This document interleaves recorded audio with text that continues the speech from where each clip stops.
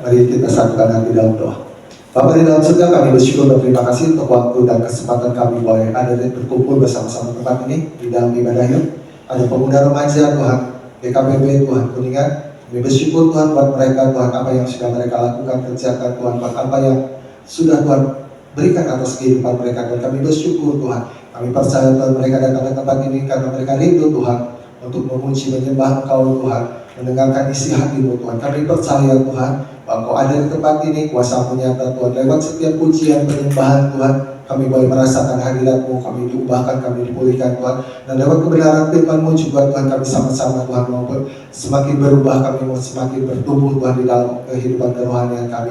Terima kasih ya Tuhan, urapi hamba-Mu Tuhan, bibir lidah hamba-Mu, biarlah hanya pengertian-Mu saja, hanya hikmat-Mu saja yang hamba-Mu sampaikan, bukanlah pengertian dan bukanlah pengetahuan daripada hamba-Mu Tuhan, tapi semua karena isi hati-Mu yang Tuhan sampaikan Tuhan atas pemuda remaja di tempat ini. Dan kami percaya mereka siapkan hati mereka, Kau bukakan hati mereka Tuhan, dan setiap perkataan firman ini Tuhan boleh menjadi berkat bagi mereka Tuhan. Kami percaya Engkau yang bekerja lebih lagi di tempat ini, bahkan setelah ibadah juga Tuhan, kami percaya Engkau yang bekerja, Roh Kudus-Mu yang bekerja atas kehidupan mereka. Terima kasih Bapa, terima kasih Yesus, terima kasih Roh Kudus. Hanya dalam nama Tuhan Yesus kami berdoa dan kami ucap syukur. Haleluya. Amin. Baik, shalom teman-teman. Terima kasih. Saya ucapkan banyak terima kasih. Saya boleh berikan kesempatan untuk sharing firman di ibadah Yud kali ini. Dan gereja kita bulan ini bicara tentang dituntun oleh terangnya. Jadi untuk minggu ini subtemanya yaitu mempercayai waktunya Tuhan. Seperti tadi juga temanya sama tentang waktu Tuhan. Jadi mempercayai waktu Tuhan. Waktu Tuhan juga banyak orang-orang berkata bahwa waktu Tuhan itu adalah sama dengan kairosnya Tuhan. Jadi kairos itu berasal dari bahasa Yunani kuno. Waktu menurut bahasa Yunani kuno ada dua, ada kronos dan ada kairos. Kalau kronos itu adalah bahasa-bahasa waktu yang linear, waktu yang umum, waktu manusia, waktu yang tepat, waktu yang bisa ditetapkan seperti menit, jam, hari, minggu, itu adalah waktu-waktu daripada kronos. Tetapi yang namanya kairos itu adalah waktu atau momen di mana setiap kita seseorang itu boleh mengalami titik balik ataupun perubahan hidup, ataupun juga bisa dikatakan bahwa kairos itu adalah waktu di mana Tuhan menyatakan kasih, menyatakan mujizatnya terhadap seseorang. Dan dikatakan bahwa waktu Tuhan adalah waktu yang terbaik. Tetapi seperti tadi firman bahwa pujian tadi bahwa kita tidak tahu waktu Tuhan itu datangnya kapan, seperti apa. Kalau kronos itu kita bisa tentukan hari apa, jam berapa kita bisa tentukan. Tetapi kairos Tuhan, momennya Tuhan ini terjadi atas setiap kita pribadi lepas pribadi, tidak bisa kita tentukan, tidak bisa kita prediksi. Tetapi selama itu kita percaya waktu Tuhan adalah yang terbaik. Dan kadang kita tidak bisa menyelidiki, kita tidak bisa membayangkan tentang betapa luar biasanya Tuhan atas hidup kita. Dan kita juga tidak bisa banyak hal yang mungkin kita bisa lewati, lakukan, kerjakan lewat setiap kita selama kita menunggu waktu prosesnya Tuhan dalam kehidupan kita. Jadi hari ini kita akan sama-sama belajar juga tentang waktunya Tuhan. Dan mari kita sama-sama baca di dalam Pengkhotbah 3 ayat yang ke-11. Sama firmannya seperti di ibadah umum, Pengkhotbah 3 ayat yang 11.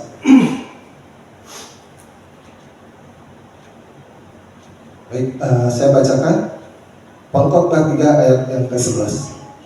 Ia membuat segala sesuatu indah pada waktunya, bahkan ia memberikan kekekalan dalam hati mereka. Tetapi manusia tidak dapat menyelami pekerjaan yang dilakukan Allah dari awal sampai akhirnya. Yaitulah dikatakan bahwa firman Tuhan berkata bahwa setiap kita manusia itu tidak bisa menyelidiki apa yang menjadi pekerjaan Tuhan, apa yang menjadi maksud Tuhan, apa yang menjadi keinginan Tuhan lewat waktunya Tuhan. Selama kita memproses, selama kita diproses dengan waktunya Tuhan, kita tidak tahu, kita tidak mengerti apa yang menjadi keinginan Tuhan atas hidup kita. Tapi kadang yang menjadi permasalahannya itu kita manusia itu ingin segala sesuatunya cepat terselesaikan. Mungkin pergumulan doa kita mau segera mungkin itu dijawab oleh Tuhan. Ataupun permasalahan kita mau itu boleh cepat selesai. Tapi sekali lagi waktu Tuhan bukanlah waktu kita. Jadi kita tidak bisa menentukan kapan waktu Tuhan itu terjadi dalam hidup kita. Tetapi kita mau belajar dari setiap proses yang Tuhan lakukan, kerjakan atas hidup kita, untuk kita boleh menantikan waktu Tuhan. Karena bahwa tadi juga di ibadah umum, selama kita menantikan waktu Tuhan, kita tidak pernah bosan-bosannya untuk melakukan perbuatan baik ataupun perbuatan benar. Karena apa? Karena kita tidak tahu perbuatan baik dan perbuatan benar yang kita lakukan saat ini kapan itu akan terjadi. Tapi percayalah bahwa saat kita melakukan perbuatan baik dan perbuatan benar, bahwa kita akan menabur hal-hal yang baik. Di mana Tuhan, di waktunya Tuhan, kita akan percaya kita akan menabur perbuatan yang baik daripada apa yang sudah kita tabur.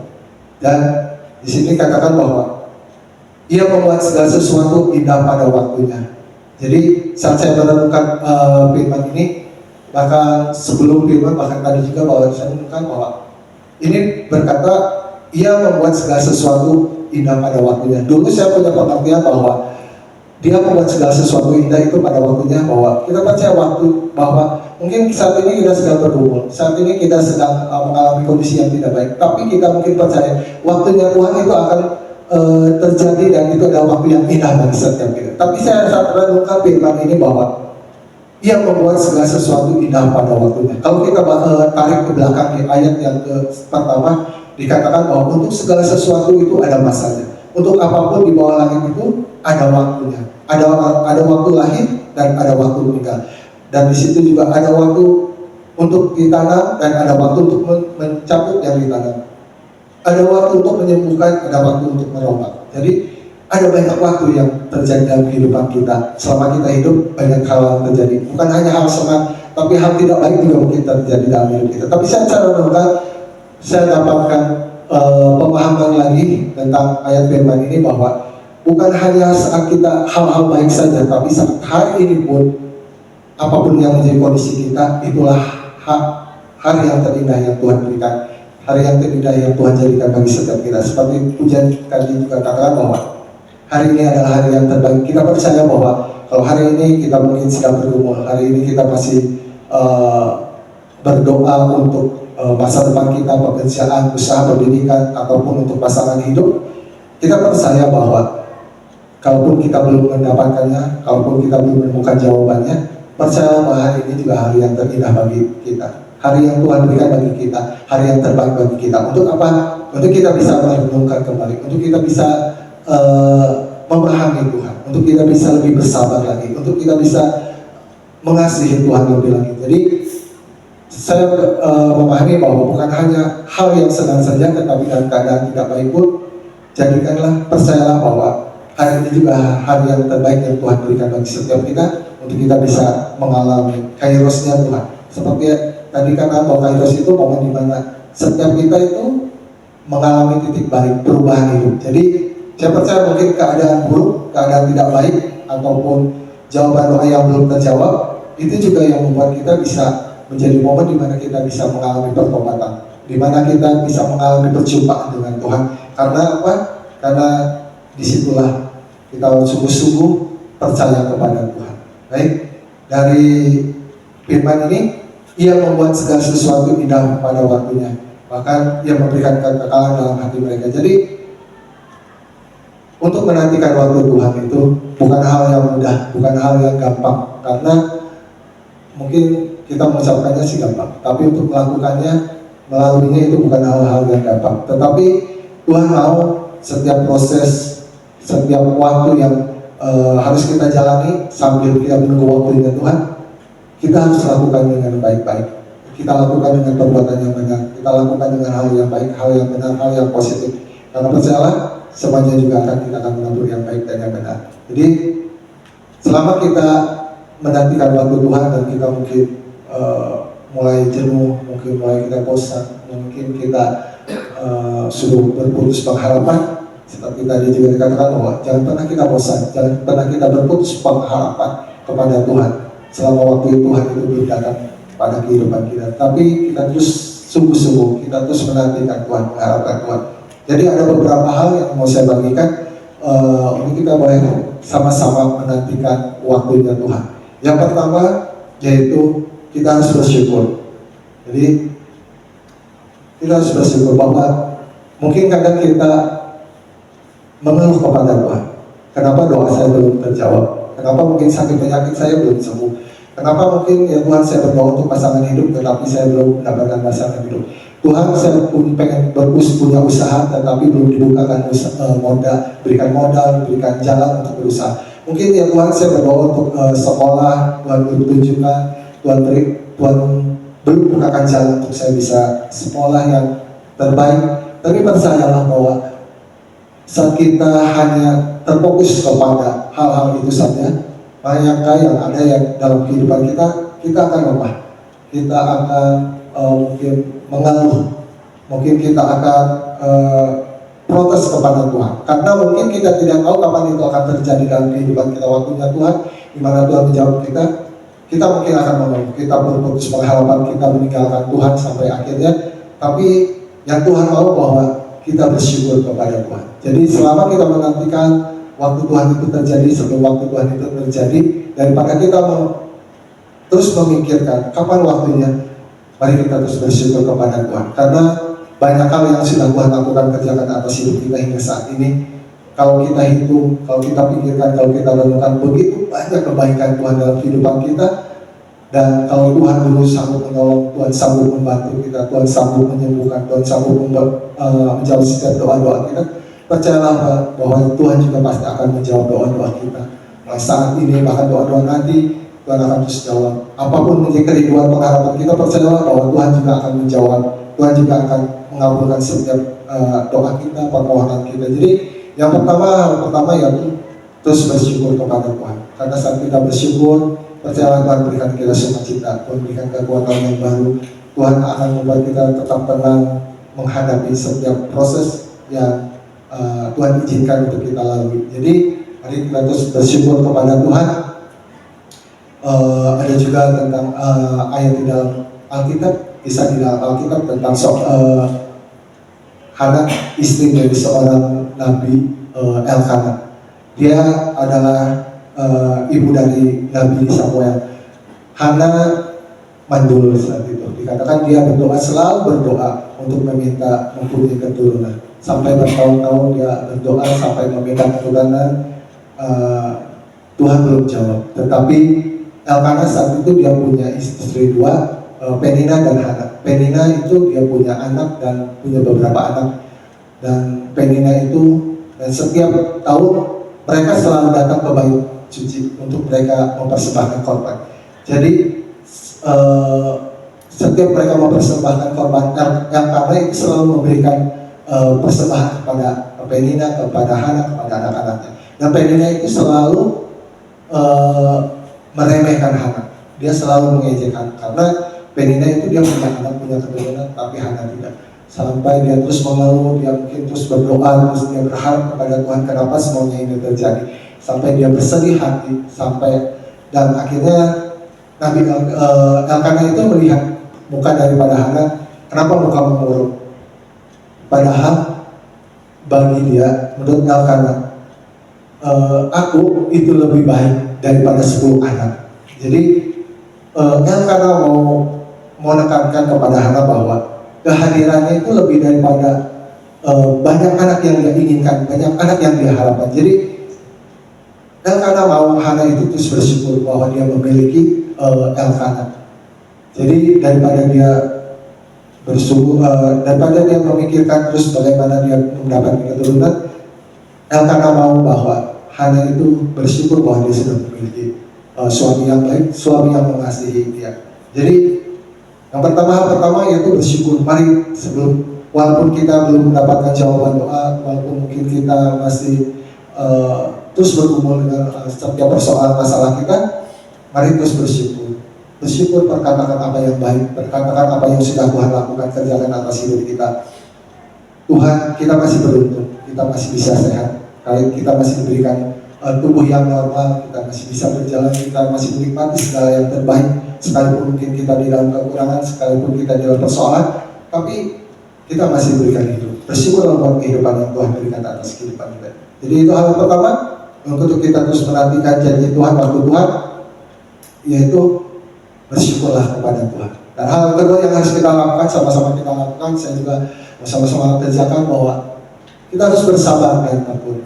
Ya, seperti tadi katakan juga, bahwa dalam menantikan Tuhan itu bukan hal yang mudah, karena bagi kita setiap manusia hanya ingin yang instan, hanya ingin buru-buru semua. Setiap kita pengen jauh secepat-cepatnya, kita ingin mendapatkan hasil yang baik, hasil yang secepat-cepatnya. Kita tidak mau mengikuti prosesnya, tapi Tuhan mau kita bersabar dan terus tetap teguh dan menjalani setiap proses yang Tuhan berikan atas hidup kita. Selama kita bersabar, selama kita tekun, percayalah bahwa hasilnya adalah hasil yang baik, hasil yang maksimal, hasil yang sungguh-sungguh sempurna yang Tuhan akan berikan, daripada kita pengen bercepat-cepat. Seperti tadi di ibadah umum dikatakan bahwa bisa nggak kalau kita memasak mie instan itu 1 menit, pasti bisa. Ataupun bisakah kita memasak sesuai dengan aturan memasak? Bisa. Tetapi itulah yang menentukan, saat kita memasak dengan waktu yang cepat, hasilnya pun tidak akan maksimal. Tetapi saat kita memasaknya dengan aturan masak yang sudah ditentukan, kita akan mendapatkan hasil yang sesuai dengan apa yang kita mau, seperti apa yang kita harapkan. Jadi saat kita sabar, saat kita tekun, percayalah bahwa kita akan mendapatkan hasil yang sungguh-sungguh. Seperti seorang petani, dikatakan bahwa seorang petani itu dia selalu menantikan waktu panen tiba. Jadi zaman dahulu katakan bahwa kalau zaman dahulu dikatakan bahwa belum ada irigasi. Jadi sawah-sawah di sana, ladang-ladang di sana itu mengandalkan hujan. Dan setiap hujan itu selalu dinantikan oleh para petani. Jadi selama waktu itu mereka harus tekun, mungkin merawat sawah mereka, ladang mereka, menjauhkan mungkin hama atau burung-burung yang memakan setiap padi mereka ataupun jagung mereka, gandum mereka. Mereka sungguh-sungguh, mereka tekun, mereka sabar menantikan waktunya di mana bisa mereka boleh panen. Jadi seperti seorang petani yang mau sabar dan tekun menantikan waktunya panen, Tuhan juga mau sampai kita mendapatkan waktunya Tuhan, kita sabar, kita tetap tekun, lakukan bagian kita dengan sungguh-sungguh, kerjakan lakukan bagian kita, kerjakan apa yang kita bisa, kerjakan apa yang menjadi porsi kita. Yang sekolah, lakukanlah dengan sungguh-sungguh, belajar sungguh-sungguh, disiplin, dan yang bekerja, yang berusaha dengan sebaik-baiknya, dan sabarlah sambil kita terus berdoa, memohonkan waktu Tuhan itu terjadi dalam hidup kita. Jadi itulah bersabar. Karena ada contoh orang yang tidak bersabar, yaitu tentang istri daripada Abraham, Sarah.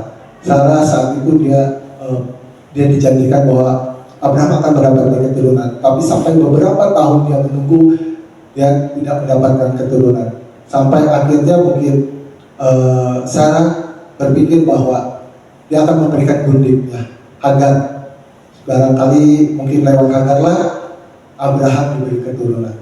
Tetapi karena inilah yang mengakibatkan sesuatu yang tidak baik di kemudian hari bagi keturunan Sarah.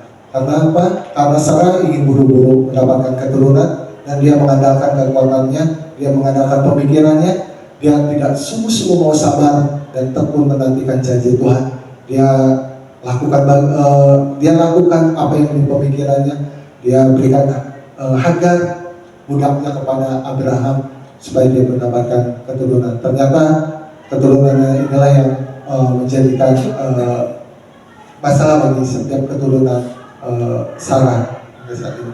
Dan dari situ kita bisa melihat bahwa hasil yang didapatkan jika kita buru-buru, jika kita tidak sabar, bahwa hasilnya tidak baik. Tetapi saat kita sabar, saat kita mau tekun, kita mendapatkan hasil yang baik. Kita bisa belajar dari seorang Yakub. Dia harus menunggu 14 tahun untuk dia bisa mendapatkan Rahel. Dia ditipu oleh Laban, mertuanya, untuk dia bisa mendapatkan Rahel. Dia harus menunggu selama 14 tahun. Tetapi selama dia menantikan waktunya itu, di mana dia bisa mendapatkan Rahel, dia sungguh-sungguh bertekun, dia sungguh-sungguh kerjakan bagiannya, dia tidak bersungut-sungut, dia tidak jahat, tidak iri ataupun tidak ngomel kepada mertuanya, tapi dia sungguh-sungguh lakukan kerjaannya, mengembalakan domba daripada mertuanya. Tetapi apa hasil akhirnya?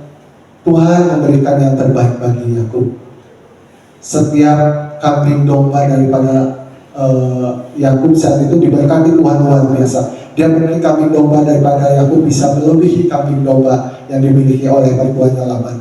Karena apa? Karena dia tekun sabar. Dan bukan hanya kambing domba, bukan hanya harta benda yang lain, tetapi dia juga bisa mendapatkan Rahel, apa yang menjadi keinginannya, apa yang menjadi pengharapannya. Jadi mari kita sama-sama bisa belajar dari seorang Yakub, belajar untuk sabar, belajar untuk tekun, lakukan bagian kita sungguh-sungguh. Karena apa? Percayalah, kita akan mendapatkan hasil yang terbaik daripada yang Tuhan berikan. Hal yang ketiga yang mau saya bagikan, yaitu selain kita bersyukur, selain kita bersabar dan tekun, kita harus fokus kepada janjinya, bukan kepada waktunya. Artinya kita harus fokus kepada janji Tuhan, bukan kepada waktunya Tuhan. Dikatakan tadi di ibadah umum, belajar tentang Yusuf. Yusuf dia harus menunggu 13 tahun untuk dia bisa mendapatkan janji Tuhan digenapi. Dia mimpi bahwa seluruh saudaranya akan sujud menyembah Yusuf. Dan Yusuf harus menunggu selama 13 tahun untuk dia bisa benar-benar mendapatkan waktu itu. Tetapi apa? Kalau dia fokus hanya kepada waktu, kapan waktu itu terjadi? Saya percaya dia akan lemah, mungkin dia akan mundur, mungkin dia tidak akan menyerah, mungkin dia akan menyerah. Dan cerita tentang Yusuf itu mungkin tidak akan terjadi. Tapi Yusuf tetap sabar, dia tetap punya hati yang baik kepada saudara-saudaranya, kepada Potifar juga, bahkan kepada teman satu selnya juga dia punya hati yang baik, hati yang positif, pikiran yang baik, pikiran positif.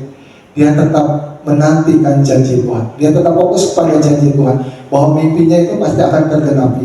Dia pasti yakin mimpinya itu pasti digenapi, sehingga dia sungguh-sungguh hanya fokus kepada mimpinya, fokus kepada janji Tuhan, fokus kepada keinginan Tuhan. Jadi itulah, mari kita terus menantikan Tuhan, mengharapkan Tuhan, karena firman Tuhan juga berkata bahwa orang-orang yang menanti-nantikan Tuhan akan diberikan kekuatan yang baru.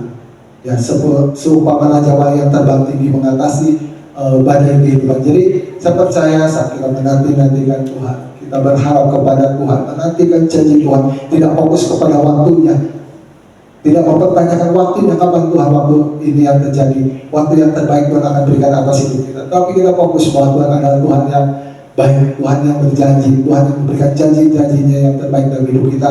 Tuhan akan memberikan masa depan yang indah, masa depan yang penuh pengharapan itu.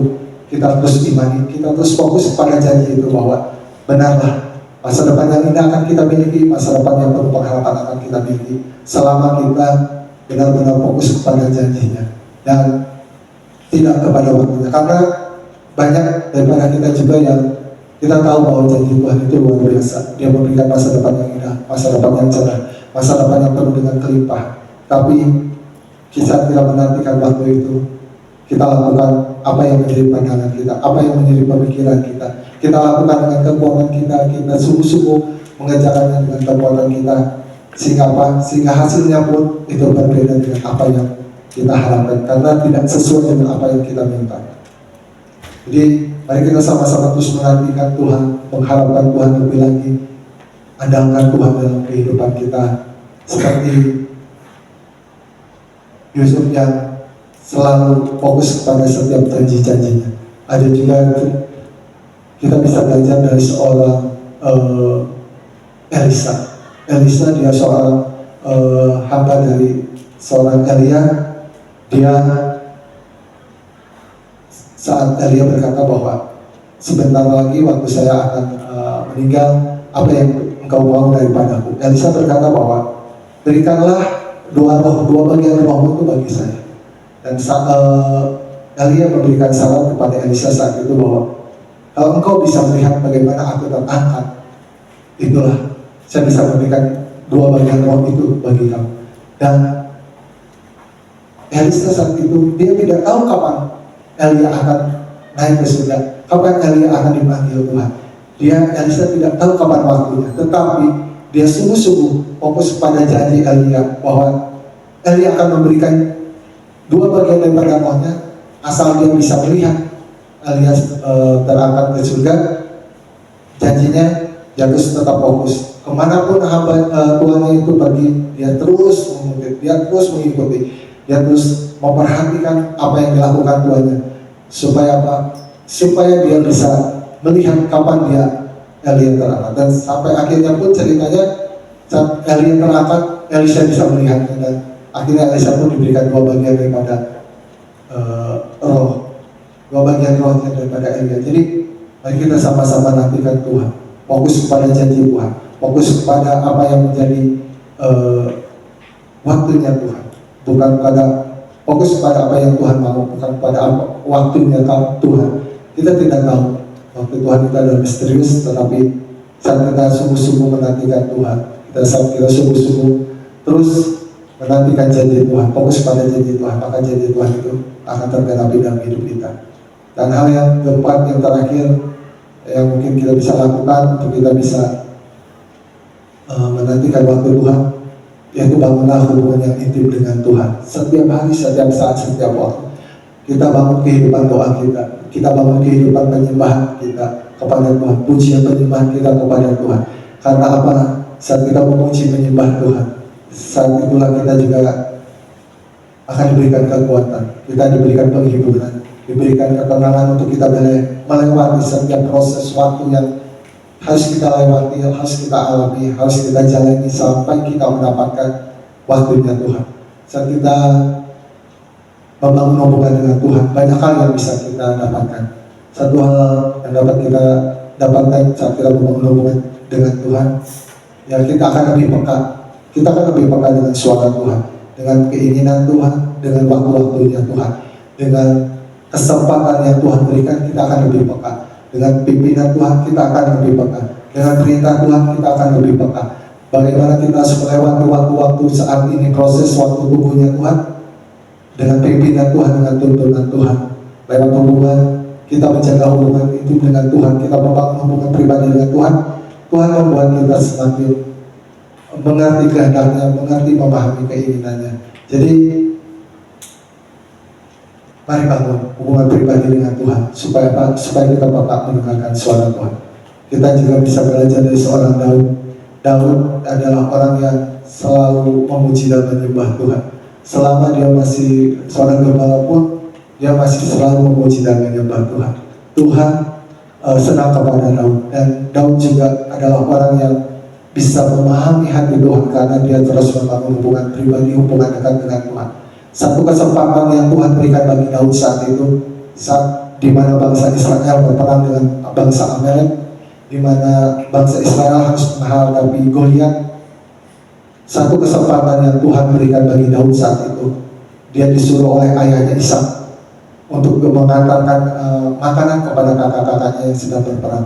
Siapa saya?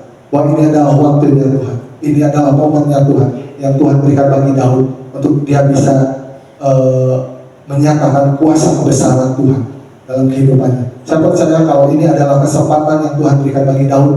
Kalau Daud tidak punya hubungan yang intim dengan Tuhan, mungkin dia menolak untuk mengantarkan makanan kepada abang-abangnya, pada kakaknya di medan perang. Tetapi saat dia taat melakukannya dengan sungguh-sungguh, Tuhan dia ketemu dengan kesempatan itu di mana dia bisa berperang dengan Goliat, dan dia boleh menyatakan kuasa kebesaran Tuhan dan kedahsyatan Tuhan. Dan saat itulah dia boleh mendapatkan waktunya Tuhan, di mana dia boleh dipercaya, dia diberikan kuasa oleh Saul saat itu. Jadi mari kita belajar dari orang-orang yang terus senantiasa membangun hubungan pribadi dengan Tuhan, membangun hubungan yang akrab dengan Tuhan. Jadi saat kita membangun hubungan pribadi dengan Tuhan, kita bisa mendengarkan suaranya Tuhan, pimpinannya Tuhan, keinginannya Tuhan. Tuhan akan membawa setiap kita kepada pimpinannya. Mungkin kita berkata, Tuhan apa yang harus kita lakukan sampai kita menunggu waktunya Tuhan yang terjadi dalam hidup kita. Mungkin kita menunggu, kita bertanya kepada Tuhan, apa yang harus saya lakukan, apa yang harus saya perbuat. Dan saya percaya saat kita membangun hubungan pribadi dengan Tuhan, kita membangun saat-saat bersama dengan Tuhan, Tuhan akan terus tunjukkan kepada kita hal-hal apa saja, langkah apa saja yang harus kita lakukan, kerjakan untuk kita boleh menantikan waktunya Tuhan.